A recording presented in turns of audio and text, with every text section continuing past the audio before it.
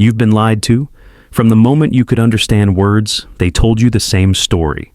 Be nice, be kind, put others first, treat everyone with respect, be a good person, and good things will happen to you. Maybe you believed it.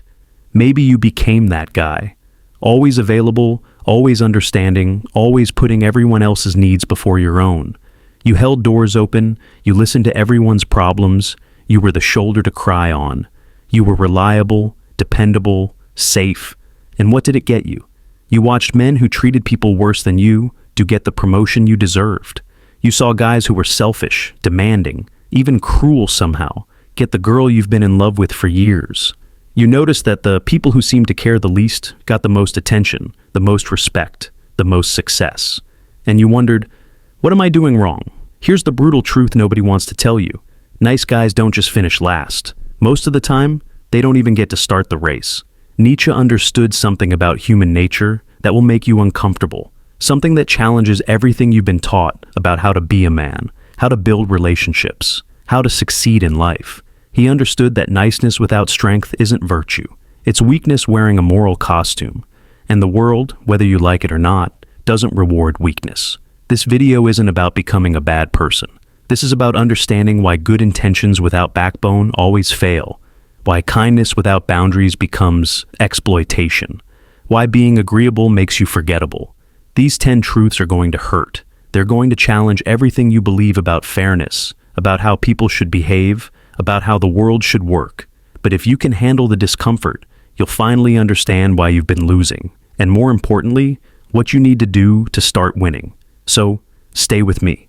Because by the end, you won't just understand why nice guys lose. You'll understand how to stop being one. Nobody respects the man who begs for love.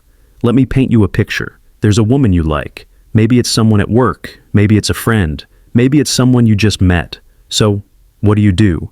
You become her personal assistant. You text her first. Every time.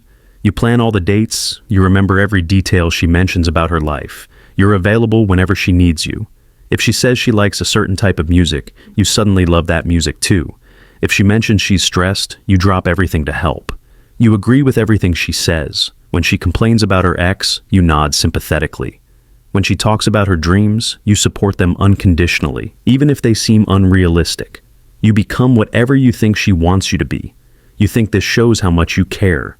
You think this proves you're different from other guys. You think this demonstrates your value. But what it actually demonstrates is how desperate you are. And here's what Nietzsche understood that nice guys refuse to accept. People don't value what comes easily. They don't cherish what they didn't have to earn. They don't respect what they don't have to work for. Think about anything valuable in your life. Did it come free? Did you get it without effort? Did someone just hand it to you because you were nice? Of course not.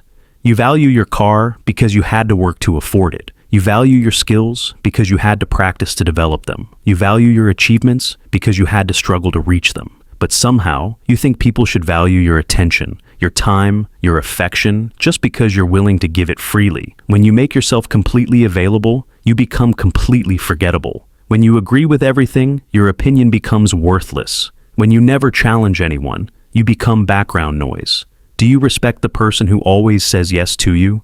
The person who never disagrees with you? The person who seems to have no other options besides spending time with you? Or do you respect the person whose approval you have to earn? The person who has their own opinions? The person who chooses to spend time with you but clearly has other options? The man who begs for love through constant availability, endless favors, and desperate agreeableness is advertising his own low value. He's telling everyone around him that he doesn't believe he deserves to be chosen freely. And people believe him. Women don't dream about the man who would take anyone who'd accept him. They fantasize about the man who has options but chooses them anyway. Employers don't promote people who seem grateful just to have a job.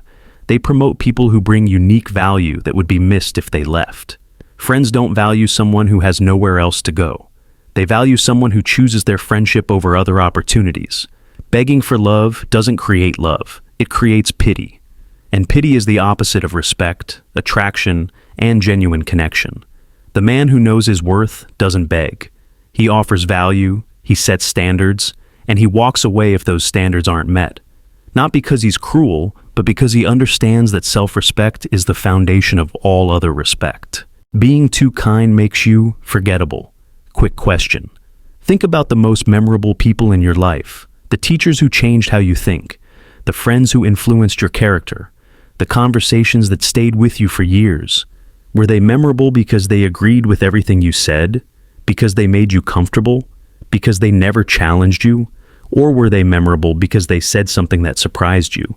Because they pushed back on your ideas? Because they made you think differently about something important? You remember the people who disturbed your peace, not the ones who maintained it. But nice guys think the opposite. They think being memorable means being pleasant, agreeable, non-threatening. They smile constantly. They avoid conflict like it's a disease. They try to make everyone comfortable all the time. The result? They disappear into the background of other people's lives. I want you to think about your last 10 conversations. How many of them were memorable? How many involved you expressing a strong opinion about something? How many times did you disagree with someone? How many times did you say something that might have made the other person uncomfortable? If the answer is 0, then you understand why people forget you exist. Nietzsche believed that to be memorable, you must be willing to create what he called creative destruction, not through cruelty or violence, but through intensity, authenticity, and the courage to say what others won't say. The nice guy who never disagrees, never challenges, never takes a strong position becomes human wallpaper.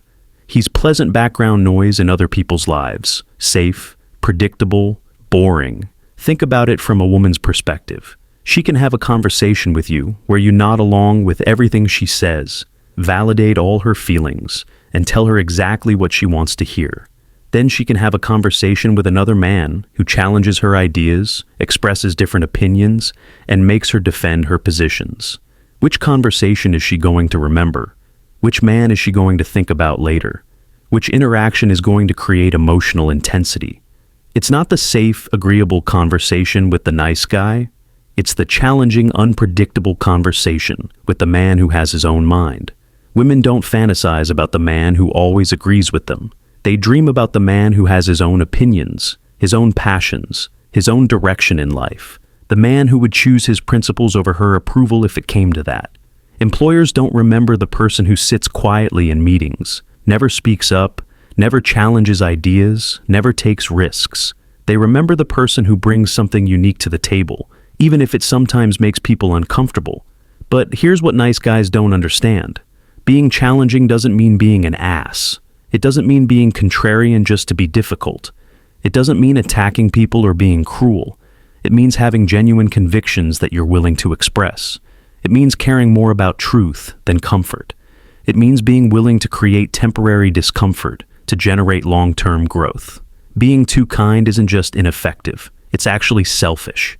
Because you're prioritizing your own comfort, your own need to avoid conflict, your own desire to be liked over what people actually need from you, which is honesty, challenge, and growth. Weak men confuse niceness with virtue.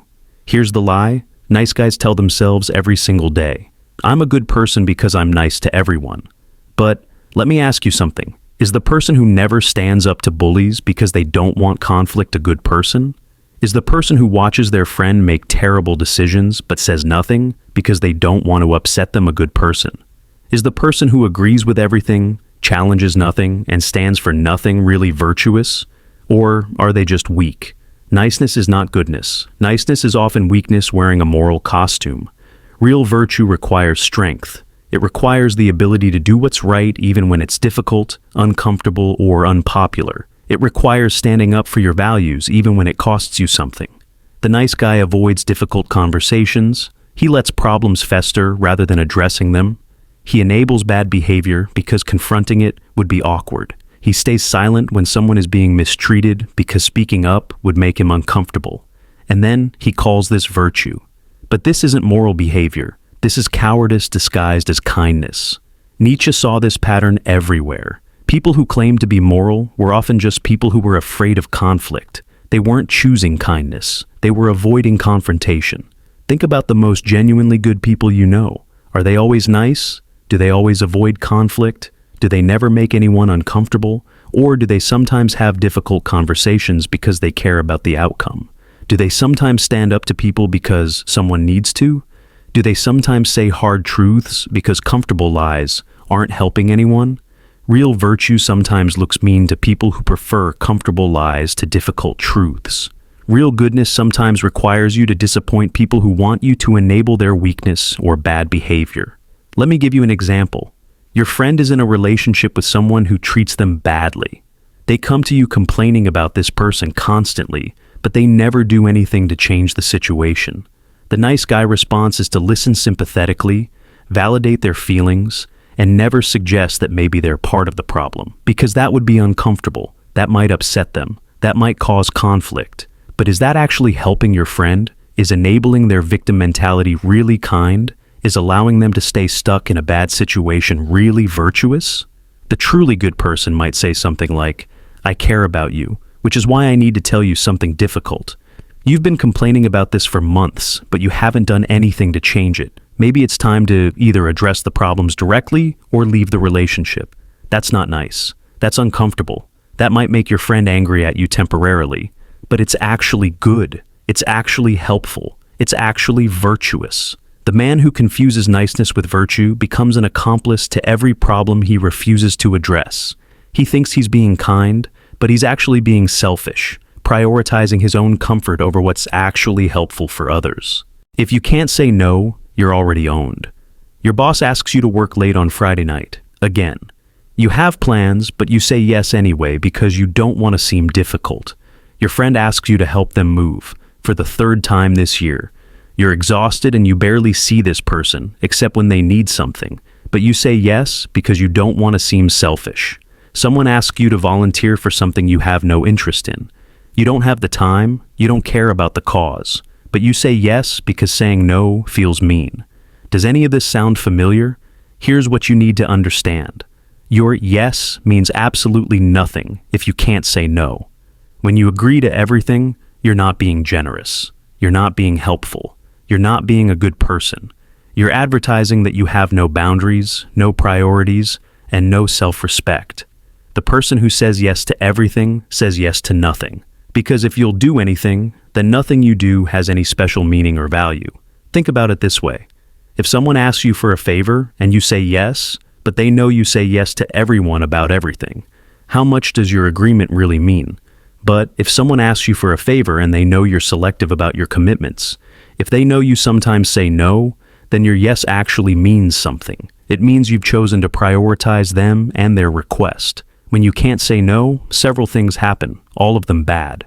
First, your time becomes worthless. If anyone can claim your time just by asking, then your time has no value. You become everyone's backup plan, everyone's last resort, everyone's convenient option when they need something.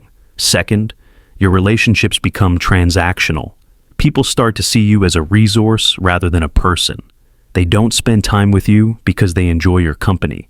They spend time with you because you're useful. Third, you lose all self-respect because deep down, you know you're not making choices based on what you want or what's right. You're making choices based on fear, fear of disappointing people, fear of conflict, fear of not being liked. And fourth, you become owned, not legally, but practically. Your schedule is determined by other people's requests. Your priorities are determined by other people's needs. Your life is determined by other people's demands. You're not free.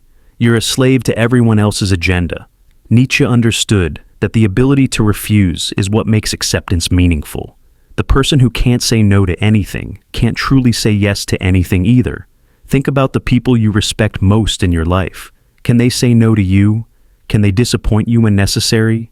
Can they choose their own priorities over your preferences? Of course they can. And that's exactly why you respect them. Their yes means something because their no exists as an option. Their time with you is valuable because they could choose to spend it elsewhere. Their help means something because they could choose not to help. The man who can't say no isn't being generous. He's being spineless. And spineless people don't get respect, love, or success. They get used. Sacrificing yourself kills attraction. You meet someone you're interested in, so you decide to show them how much you care by becoming their personal support system. You cancel your gym sessions to spend time with them. You stop hanging out with your friends because you want to be available whenever they call. You give up your hobbies because you'd rather do whatever they want to do. You think this shows dedication. You think this proves your feelings are real. You think this demonstrates what a caring partner you would be. But what you're actually demonstrating is that you don't believe you're worth loving for who you are. The message you're sending is this: I have nothing interesting going on in my life, so I'm going to make you my entire world. I have no passions, no goals, no identity beyond what you want me to be. And that message is deeply unattractive. Nietzsche understood that attraction requires mystery, challenge, and independence. People are drawn to those who have their own lives, their own purposes, their own directions. When you sacrifice everything for someone else, you don't become more attractive. You become more desperate. You don't become more valuable. You become more needy. Think about it from their perspective. At the beginning, they met someone who had friends, hobbies, goals, and a life of their own. Someone interesting, someone with their own personality and pursuits. But as you get more interested, you slowly eliminate everything that made you attractive in the first place. You become a shadow of the person they were originally drawn to. Women are attracted to men who add value to their lives, not men who make them their entire life. They want someone who brings something to the table, not someone who needs them to be the table. When you sacrifice your identity for someone else, you're not showing love. You're showing insecurity. You're communicating that you don't trust them to choose you if you remain yourself. Real attraction happens between two complete people who choose to share their completeness, not between one person trying to complete themselves through another. The man who maintains his own friendships, his own interests, his own goals while caring for someone else is attractive because he's choosing to be there, not because he needs to be there. His attention is valuable because he has other things he could be paying attention to. His time is precious because he has other ways he could be spending it. His affection is meaningful because he could choose to give it elsewhere. But the man who sacrifices everything sends the opposite message. His attention isn't valuable because he has nothing else to focus on. His time isn't precious because he has nothing else to do. His affection isn't special because he has nowhere else to direct it. Sacrifice born from strength and choice is beautiful. Sacrifice born from weakness and desperation is repulsive. The person who gives up everything for you isn't romantic, they're a burden. Because now you're responsible not just for your own happiness, but for theirs too. People test boundaries. And nice guys fail every time. Here's something they don't teach you in school. People unconsciously test each other all the time. Not because they're malicious, but because they need to know who they're dealing with. They test to see if you have standards, if you respect yourself, if you can be trusted to maintain your integrity under pressure, if you're actually as solid as you appear to be. These tests come in many different forms. Someone shows up 20 minutes late to see if you'll say anything, or just pretend it doesn't bother you. Someone makes an unreasonable request to see if you'll refuse, or just go along with it. Someone crosses a small boundary to see if you'll defend it or let it slide. Someone pushes your stated limits to see where they actually are. And here's the brutal truth. Nice guys fail every single test. Someone shows up late. Oh, no problem. I wasn't doing anything important anyway. Someone asks you to do something unreasonable. Sure, whatever you need. Someone disrespects you in front of others. You laugh it off and pretend it was funny. Someone ignores your clearly stated preferences. You adapt and go along with what they want instead. You think this makes you easygoing. You think this shows you're flexible and accommodating. You think this proves you're not difficult to deal with. But what it actually proves is that you can't be trusted. Because if you won't stand up for yourself, how can anyone trust you to stand up for them? If you have no boundaries with others, how can they feel safe with you? If you don't respect your own standards, why should they? Nietzsche understood that people don't just want to know if you're nice. They want to know if you're strong enough to protect what matters, strong enough to maintain your principles under pressure, strong enough to be reliable when things get difficult. The person who passes these tests, who maintains their standards even when it's uncomfortable, earns something precious. They earn respect, trust, and deeper connection. But the person who fails these tests gets something else entirely. They get taken for granted, walked over, and eventually abandoned for someone who seems more solid. Let me give you an example. You're dating someone, and you tell them you don't like it when they check their phone constantly during dinner. This is a reasonable boundary. You want their attention when you're spending quality time together. But the next time you go out, they do it again, and again, and again. The nice guy response is to say nothing, maybe feel frustrated internally, but never actually address it, Maybe make jokes about it. Maybe just accept that this is how they are. But what message does this send? It tells them that your stated boundaries don't actually matter, that you don't really mean what you say, that they can ignore your preferences without consequences. More importantly, it tells them that you don't respect yourself enough to enforce your own standards. And if you don't respect yourself, why should they respect you? The person who passes this test does something different. They address it directly. Hey, remember how we talked about phones during dinner? It's happening again. And it's important to me that we actually connect during our time together. This might create temporary discomfort. The other person might get defensive. They might not like being called out. But it also communicates something vital. It says that you mean what you say, that you have standards and you maintain them, that you respect yourself enough to enforce your own boundaries. And paradoxically, this makes you more attractive, not less, because people are drawn to those who have clear standards and the strength to maintain them. The world rewards power, not pleasing. This is probably the hardest truth for nice guys to swallow. The world doesn't operate on fairness. It doesn't run on karma. It doesn't reward people based on how nice they are. The world operates on value creation. And value creation requires power, not evil power, not corrupt power, not the power to hurt or manipulate others, but the power to solve problems, the power to make decisions, the power to create something useful, the power to lead others through uncertainty, the power to take responsibility for outcomes. While you've been focused on making everyone comfortable, other men have been focused on making themselves capable. While you've been trying to be liked by everyone, they've been trying to be useful to someone. While you've been avoiding conflict and challenge, they've been embracing difficulty and growing stronger because of it. Your boss doesn't promote the person everyone likes best. They promote the person who gets the most important results, who can handle the most responsibility, who can make the difficult decisions that others can't or won't make. The woman you're interested in doesn't choose the man who agrees with everything she says.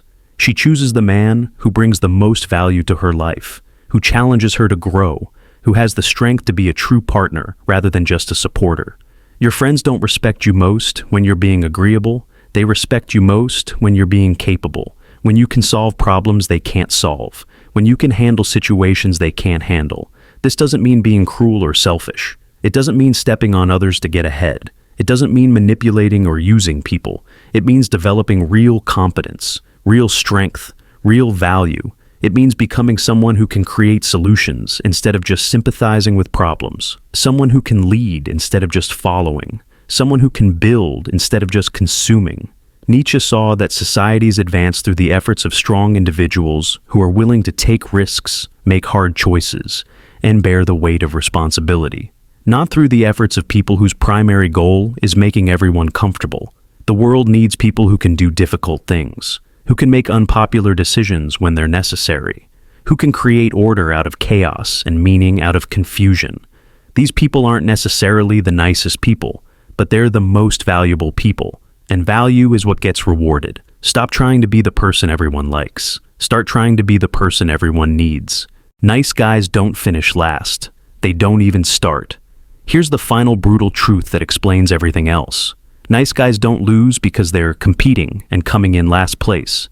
They lose because they never enter the competition at all. They don't ask for the promotion they deserve. They hope someone will notice their good work and reward them automatically. They don't approach the woman they're interested in. They become her friend and hope she'll somehow develop romantic feelings without any romantic interaction. They don't start the business they've been thinking about. They keep the safe job and complain about people with less talent but more courage who are building the things they wish they were building. They don't travel to the places they want to visit. They don't learn the skills they want to develop. They don't have the conversations they want to have. They wait, they hope, they wish, but they don't act. Nice guys are spectators in their own lives. They watch other men take risks, make moves, and claim what they want while they sit on the sidelines, waiting for permission that never comes. They're waiting for the right moment, which never arrives. They're waiting to feel confident, which doesn't happen without action. They're waiting for guarantees, which don't exist in any area of life that matters. While they're waiting, someone else is acting. While they're being cautious, someone else is being bold. While they're being safe, someone else is being decisive. Nietzsche believed that life belongs to those who seize it, not those who wait for it to be handed to them. He understood that the world is shaped by people who are willing to act despite uncertainty, not by people who wait for certainty before acting. The nice guy's greatest tragedy isn't that he finishes last. It's that he eliminates himself from the race before it even begins. He's defeated by his own inaction, not by superior competition. Think about the opportunities you've missed in your life. How many of them were because someone beat you in direct competition? And how many were because you never even tried to compete? The job you wanted but didn't apply for because you weren't sure you were qualified. The person you were interested in but never asked out because you weren't sure they'd say yes. The business you wanted to start but didn't because you weren't sure it would succeed. The world doesn't wait for you to feel ready. Opportunities don't pause while you build confidence. Other people don't stop pursuing what they want just because you're still deciding whether you're worthy of pursuing what you want. Life rewards action, not intention. Results, not potential. Courage, not comfort. The choice. You've heard all 10 brutal truths now. You understand why niceness without strength fails, why agreeableness without boundaries gets exploited, why kindness without courage becomes irrelevance. The question is, what are you going to do about it? You can close this video and go back to being the nice guy. You can keep hoping that if you're just agreeable enough, selfless enough, accommodating enough, the world will eventually notice your goodness and reward it appropriately. You can keep finishing last and wondering why. You can keep watching other men succeed while you struggle. You can keep being confused about why your good intentions don't translate into good outcomes. Or you can evolve. You can become what Nietzsche would call a higher man, someone who combines genuine virtue with genuine strength, someone who is kind from a position of power, not from a position of fear, someone who earns respect instead of hoping for it, someone who creates value instead of just consuming it, someone who makes things happen instead of waiting for things to happen to them. This doesn't mean becoming cruel, selfish, or manipulative. It doesn't mean stepping on others or using people for your own benefit. It means developing real strength, real competence, real value. It means becoming someone who can say no when necessary, who can stand up for principles even when it's costly, who can handle conflict and difficulty without falling apart. It means being honest about what you want instead of hiding behind fake selflessness. It means taking action instead of waiting for permission. It means competing instead of spectating. The world needs good men, but it needs good men who are also strong men, men who can create value, make difficult decisions, and bear real responsibility. Men who combine compassion with competence, kindness with courage. The nice guy thinks these qualities are opposites. The evolved man knows they're partners. Strength without goodness becomes cruelty, but goodness without strength becomes irrelevance. And irrelevant people don't change anything. They don't help anyone. They don't create anything meaningful. The choice is yours. You can stay nice and stay irrelevant. Or you can become good and become powerful. Not the power to dominate others, but the power to shape your own destiny, to create real value in the world, and to be someone actually worth respecting. Nietzsche would choose power every time, because respect isn't given to the nicest person in the room. It's given to the strongest person who chooses to use that strength for good. If this video shattered everything you believed about being a good man, you're not alone. Which of these 10 truths hit you the hardest? Drop a comment and let me know. And if you're ready to learn how to be both good and strong, how to be kind without being weak, how to be generous without being exploited, subscribe. Because there's so much more to discover about what it really means to be a powerful man in a world that rewards strength and ignores weakness. The nice guy era is over. The strong man era begins now.